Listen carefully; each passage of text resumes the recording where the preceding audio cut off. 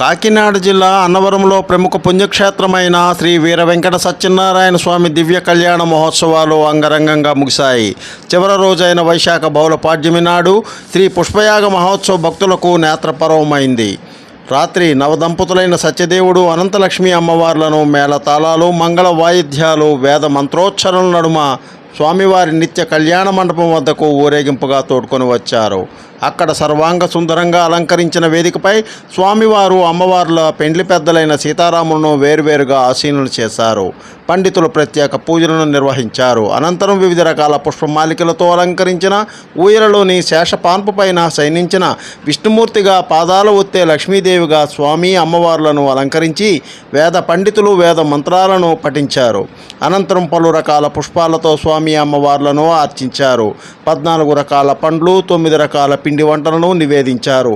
పండితులు ఊయలు ఊపుతూ పవలింపు సేవను నిర్వహించారు. ఈ కార్యక్రమంలో వేద పండితులు, వ్యవస్థాపక ధర్మకర్త ఐవి రోహిత్, ఈవో వీర్ల సుబ్బారావు దంపతులకు, హాజరైన మహిళలకు తాంబూలము, రవికలు, వస్త్రాలు, ప్రసాదాలను అందించారు. ఈ కార్యక్రమంలో ప్రధాన అర్చకులు కోట సుబ్రహ్మణ్యం, చామర్తి కన్నబాబు, దేవస్థానం ఉద్యోగులు, అధిక సంఖ్యలో భక్తులు పాల్గొన్నారు. సతీష్, పూర్తి న్యూస్, అన్నవరం.